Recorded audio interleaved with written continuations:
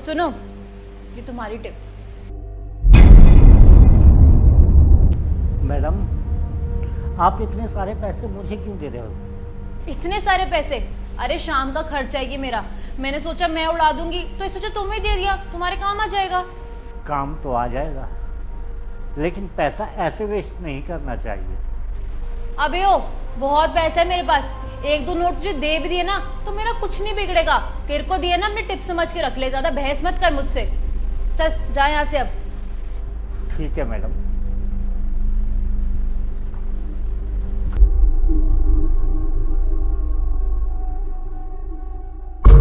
Sir आपका bill. हाँ, कितने हो गए? जी 430 रुपये। ये लो। सर अभी खुले लेकर आता हूँ। अरे सुनो, ये लो तुम्हारी टिप। सर सिर्फ आपने 430 रुपये का खाना खाया और ये 3-4 हज़ार रुपये होंगे, इतनी टिप?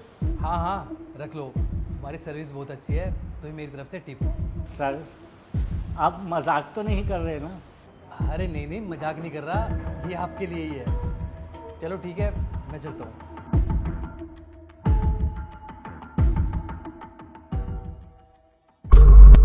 लीजिए सर आपका बिल। क्या बिल विल यार, 500-600 का बिल होगा। ये पकड़, 5-6 हज़ार रुपये होंगे। बिल भी काट लियो और सारे टिप समझ के रख लियो। सर इतना टिप? ये तो बहुत सारे पैसे हैं। अबे भाई रख लेना, तुझे क्या दिक्कत हो रही है? और वैसे भी ये पैसे क्या मैं अपने साथ थोड़ी ना लेके जाऊँगा, रख ले। सर सर वाह क्या बात है, कुछ लोगों के पास तो इतना पैसा है कि वो पानी की तरह पैसा बहा देते हैं, और कुछ लोग दाने दाने को मोहताज हैं। खैर कोई बात नहीं, मुझे लगता है कि ये मेरे जीवन में साक्षात भगवान बनकर आए हैं। इससे मेरे बच्चे का इलाज सही ढंग से हो पाएगा।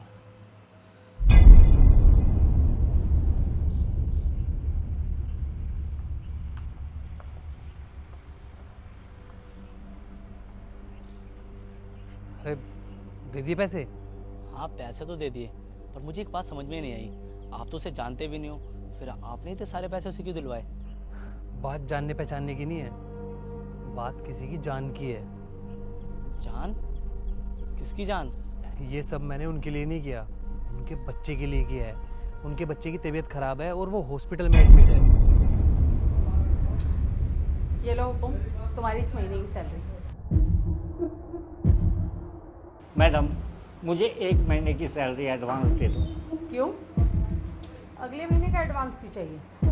यहाँ से छोड़कर जाना है क्या? नहीं नहीं मैडम, ऐसी बात नहीं है। वो क्या है ना कि मेरे बेटे के दिल में छेद है, उसका इलाज करवाना है। आपको तो मालूम ही है डॉक्टर कितना ज़्यादा पैसे लेते हैं, अलग अलग तरह के टेस्ट होते हैं। कम से कम 20-25 हज़ार रुपये का खर्चा बताया मैडम। और मैडम मेरी सैलरी सिर्फ 10 हज़ार रुपये है। अगर 1 महीने की सैलरी और आप दे देंगी तो मेरे बच्चे के इलाज में मुझे सहायता होगी। देखो हुकुम, मैंने तुम्हें आज ही सैलरी दी है और अगले महीने की सैलरी एडवांस नहीं दे सकती मैं तुम्हें। मैडम मेरे बेटे की ज़िंदगी का सवाल है, आप एडवांस में 1 महीने की तनख्वाह कर दीजिए मैडम।